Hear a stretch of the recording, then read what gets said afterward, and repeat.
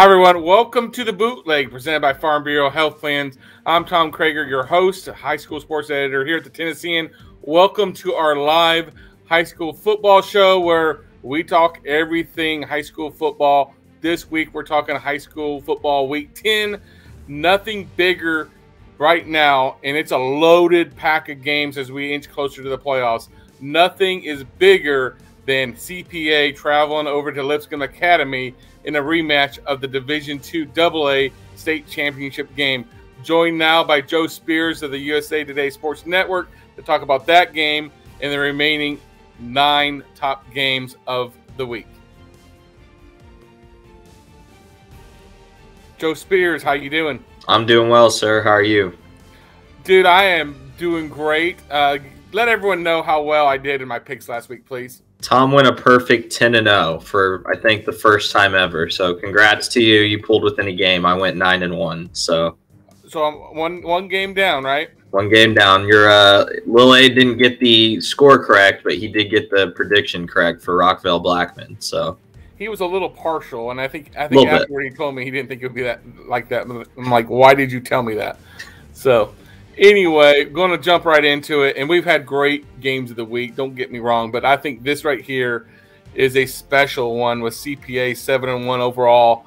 They're at Lipscomb Academy. Also, we're gonna call them 7-1 this week. I think on Teal Display, I think it still says 8-1, but I think we explained last week, that Good Pasture COVID win will end up being just a region loss by the end of the year. If not, they would have 11 games in the regular season, and Teal Display says you can only have 10. So we're going to go ahead and treat that as a region game now. At some point, the Teal Display will as well, from what I've been told by them. So great game, rematch of 2 great games a year ago when CPA lost at Lipscomb in the regular season a year ago, then avenged that win, avenged that loss in the championship game. Give me your synopsis of this game first. Yeah, I mean, we both saw these teams. I mean, you saw them against CPA or Oakland, CPA and Oakland. We both saw Lipscomb and Oakland. Those games came down to almost the exact same scenario at the very end. So I think this is about as evenly matched of a contest as you can get. Like you said, they played 2 incredible games last year. That D2 AA game, I watched it at home. I wasn't in Cookeville that day, but I watched it at home, and it was one of the best games I've watched high school football, period. Great game. Langston Patterson and Cade Law had a monster game that day. Luther Richardson played well. Alex Broom played really well. CPA got the win in that one. They kind of avenged that regular season loss. I think this Lipscomb Academy team is on a different level, though, this year. I mean, last week, what they did, Luther Richardson, 20 for 20 and a half. I mean, that's as perfect as you can get almost. I mean, the kid's playing out of his mind this year. Alex Broom also playing well. CPA's played probably, I would think, a little tougher of a schedule with Brentwood Academy and NBA. Those are really good wins. I think this is going to be another classic. I think in the end, though, the X factor in this game is Junior Sherrill. I think his presence, being back on the field last week, having that bounce back game after that ankle injury, and he just has so much speed. I think he'll give those CPA defensive backs some fits. I've got Lipscomb Academy in this one, 31-28. I think I've described this as Lipscomb is the shiny, brand new Corvette going down the road 180 mile per hour, and CPA is just that muscle car, that old school, like, you know, Chevelle, whatever you want to call it. And they're going, I mean, it's like the power running of CPA in the flash and the speed and the passing attack of Lipscomb. And I think you hit it on the nose. You know, Junior Sherrill got hurt in the first half, late in the first half against Oakland. It would have been interesting to see if they have him in the whole game healthy, what happened in that game. I didn't think Oakland in the first half had great matchups for him. They struggled matching his speed. Now, granted, their defensive coordinator is one of the best around, so he probably would have made some adjustments. But I think he is the it factor in that I don't know who CPA has that can go man-on-man from a speed standpoint. I think you're going to have to figure out different ways to do that. Now, here's the X factor is, can Lipscomb stop the smash mouth of CPA? At times against Oakland, They struggled in the second half. I thought they did a good job overall in the first half. Second half, they struggled. You're going to see a heavy dose of Cade Law, a heavy dose of Langston Patterson, and you'll see a couple other things. Plus, you've had 2 weeks of rest after a really physical game against Oakland, where CPA lost on a 2.5 yard line, last play of the game type of thing. We've seen that before, obviously. I think you're right. I think Lipscomb wins this game. I just think I'm like you. Lipscomb's offense is so dynamic. You've got Luther Richardson, Alex Broom, and Junior Sherrill all averaging over 100 yards of offense for the Mustangs. Luther Richardson, as you said, was 20 of 20, 314 yards. Second time he's been perfect this season throwing the football. He's had 30, I believe, incomplete passes. He's got 28 touchdowns. I think that's the game. That's the difference, I think, in regular season round 1. I fully expect them to play again in the championship game. We'll have to wait and see if that happens. Lipscomb Academy 35, CPA 24. I think it's a late score by Lipscomb. I think it's a really, really great game at Lipscomb Academy. Game you will be at: Station Camp 7-1 at Green Hill 7-1. If you want to see the playoffs turn into just a fiasco as far as trying to figure out who's in and who's out and what seed they're at, you got to root for Green Hill this week and root for Mt Juliet this week against Hillsboro. We'll talk about the game later. But Joe, go ahead and break this game for me. Yeah, I mean, you mentioned it. Chaos would ensue with the Green Hill win here, and the Hawks have played really well since that week 1 loss to Siegel. They've got a couple of 1-point wins here and there. Station Camp finally saw its winning streak end last week in a loss to Portland. This one, I'm really excited to catch this one. I've been wanting to see Green Hill. I think they've got some really good weapons. Caleb Carver, obviously one of them. He's played really well this year. Station Camp's also got some too. Luke Dickens is only a sophomore. He played really well in that Mt Juliet game we saw. This should be a lot of fun. I'm gonna go with chaos here. I think Green Hill wins this game. I've got them winning 24-20, and going into week 11, that Mt Juliet game gets even more interesting. Station Camp, if they win, they are the region champion. And what they went 1-10 last year, I think, winning that bowl game. I think at the end of the year for Brent Alexander there, what he has done to turn this program around is phenomenal. But I like this Green Hill team. Josh Crouch in the second year of the program, they've done phenomenal work. I mean, last year, of course, they weren't eligible for the playoffs with being that first year in the as a member of the association and second year of contracts. I like Green Hill in this game. I think it's very tight. I think it's a great game. 28-24, Green Hill over Station Camp. Excuse me. Next game, great game. Two of the best junior quarterbacks in the area. Maybe two of the best junior quarterbacks in the country, to be honest with you.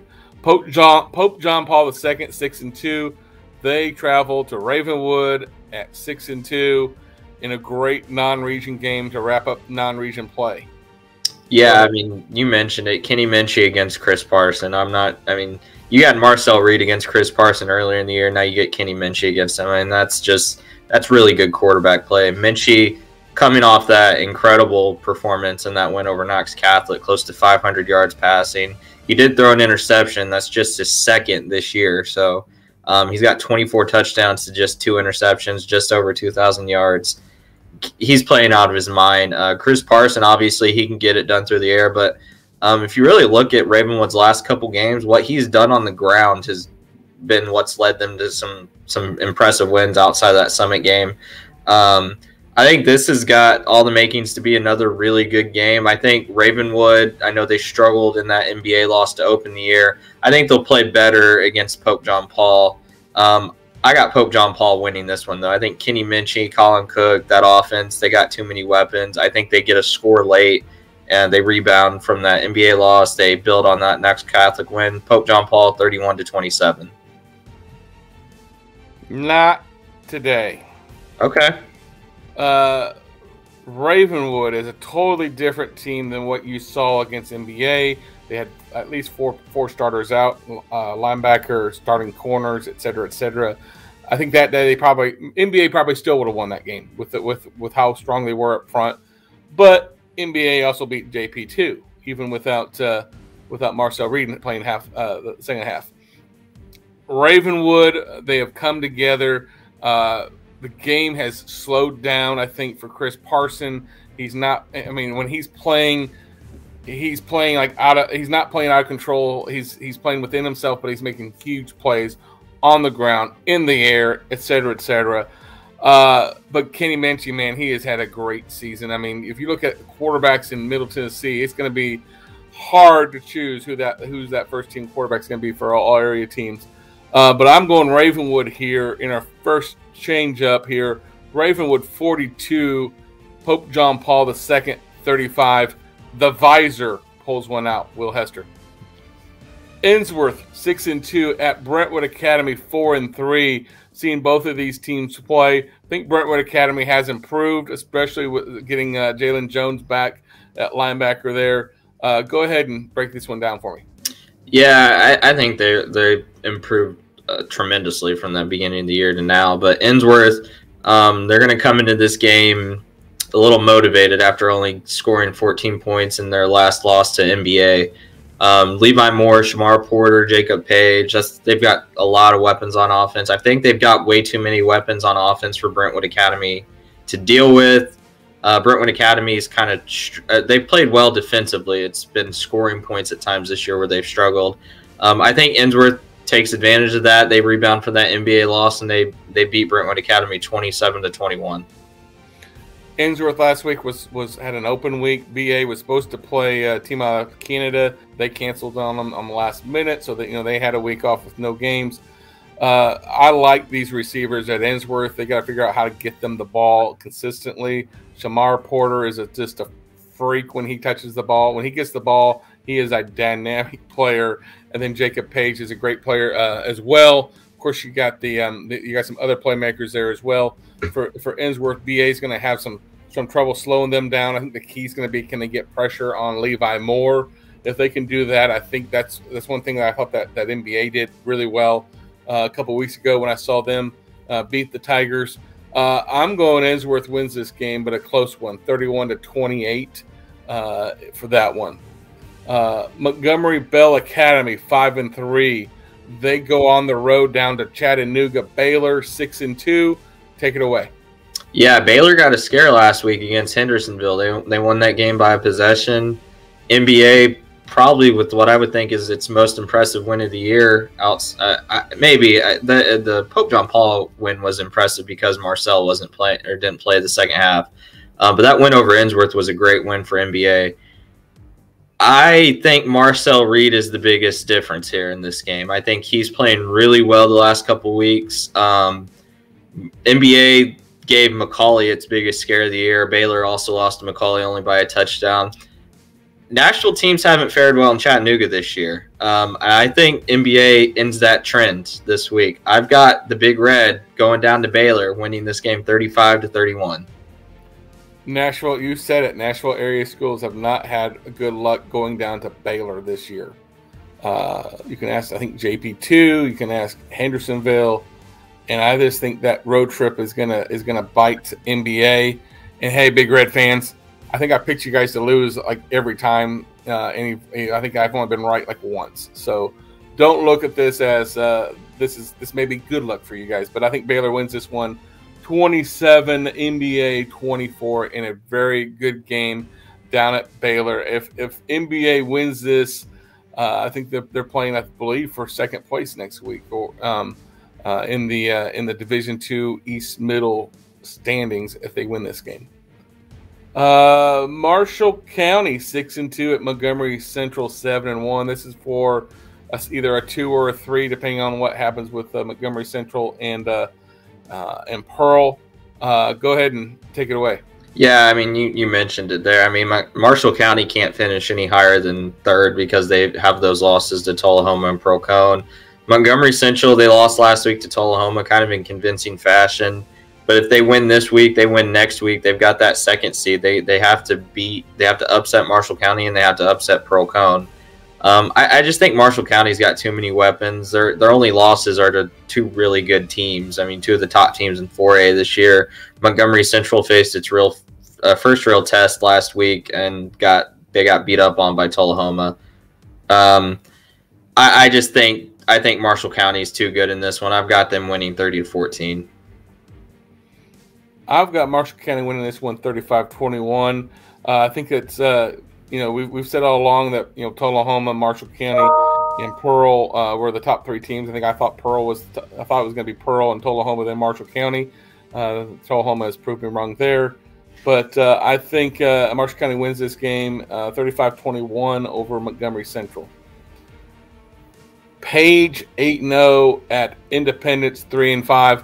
Don't let that record scare you. Independence has played as tough a schedule as you'll find. Joe, break this one down for me. Yeah, this is another game between two really good quarterbacks. I mean, Jake McNamara has Page off to one of its best starts in school history. I mean, the Patriots are 8-0. He's thrown for 1,600 yards, 21 touchdowns, and they've really been firing on all cylinders. They've got that region wrapped up.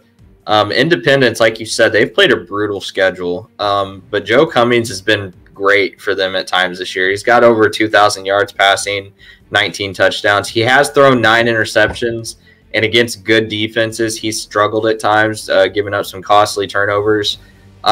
Page, I think Page is kind of on another level. I do think they're one of the best teams in 5A.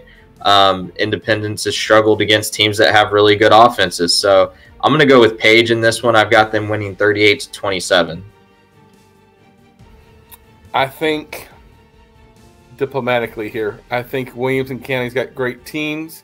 I think that 6A league is better than what people give credit to, and sometimes I think there's a drop off, between 6A and 5A, and Page may prove me wrong on this, but I think Independence. Coming off an open week, Jake Rummel might be one of the best receivers around. McNamara's been great. Don't get me wrong, McNamara has been awesome, but I thought Indy really played Summit pretty well for the most part, especially early on. So I'm going to pick Independence 42, Page 38. All right. I'm going for it this week, buddy. You're going for it. All right. This is my week. Hillsboro, 2-6 at Mt Juliet, 6-2. Why in the world did we pick this game, Joe Spears? Yeah, this is big for region implications. Mt Juliet needs a win here if they want any shot of that top spot. Obviously you got to get some help from Green Hill and Station Camp and all that. This is huge. Hillsboro, they may be 2-6, but their 2 wins are important. They picked up huge region wins over Hunters Lane and White County. They're still in the mix for a playoff spot. They're right there. They faced one of their toughest challenges this year with Mt Juliet, a Mt Juliet team that's dropped back-to-back games. Obviously, that Station Camp game, and then they got Lebanon kind of beat up on them. I think Mt Juliet bounces back this week. I think they're too talented. They got a lot of weapons. They have to have a bounce-back game at some point. And then going along with my pick for earlier, this makes the Green Hill matchup next week that much more intriguing. So I've got Mt Juliet winning this one 35-17. I love what Anthony Brown has done at Hillsboro in his first year. It's taken some time. They're a program that didn't really have a weight room to get into until July due to the renovations at the school. So they were literally, Coach Brown was literally putting the weights in the back of his pickup truck so they could lift in parking lot at the middle school or elementary school where they were practicing that this summer. I'm like you. I kind of want to see chaos. I kind of do, and maybe that's why I'm going Mt Juliet 21, Hillsboro 12. Mt Juliet has lost 2 straight. They stopped this and set up a great game in Wilson County next week. Beech 6-2 at Brentwood 4-4. Yeah, Beech has played well this year. I know obviously they lost a lot of pieces from that really good team last year, but one of the guys that has stepped up this year is Patrick Hill. He's back-to-back 200-yard games. He's got 455 yards and 10 touchdowns over their 3-game winning streak. Obviously, their last loss coming to Summit. Brentwood, they've recovered from a slow start to the year as well. They've won 3 of their last 4. Granted, those 3 wins have come against teams that are combined 6-18. So this is a big test for the Bruins. I like Beech in this one. Patrick Hill's played really well over the last couple weeks. He's a matchup nightmare. You can run on this Brentwood defense. Teams have shown that. I think this is a great game. Beech wins it 28-24. Williamson County football has been one of the top leagues in the area. You could argue this year that maybe Rutherford County has surpassed them this year when you look at Oakland and Riverdale. And I know Blackman beat Brentwood in the regulars to kick off the season. I get all that.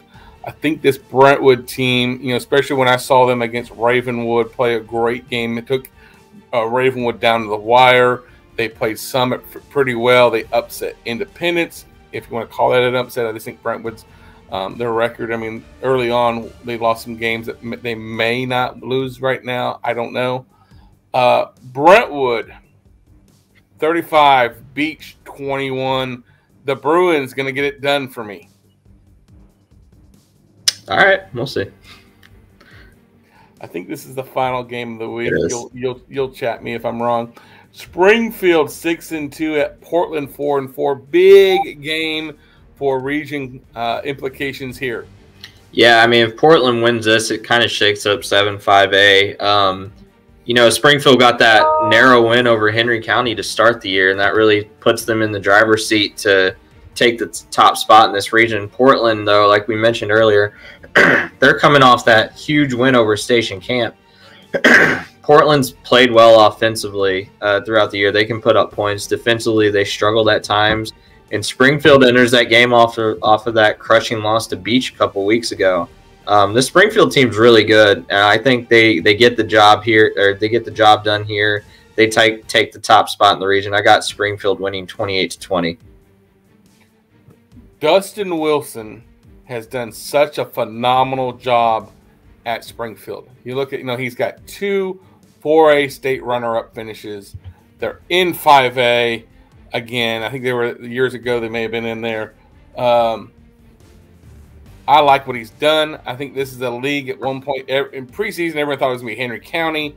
They went to Henry County, I believe, and won that game. I like the Springfield team. I just like what he does. I saw them in the regulars.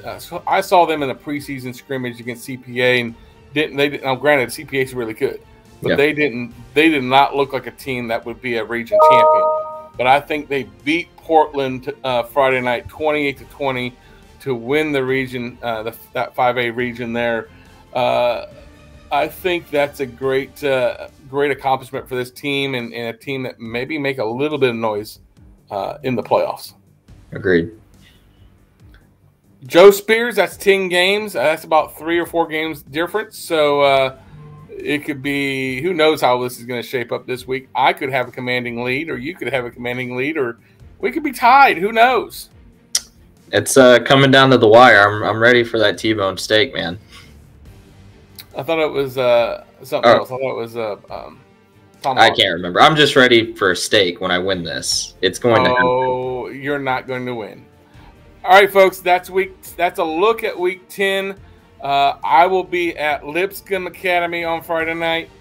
Mr. Spears will be at he will be Station Camp at Green Hill. Make sure you follow us for updates on both of those games for sure.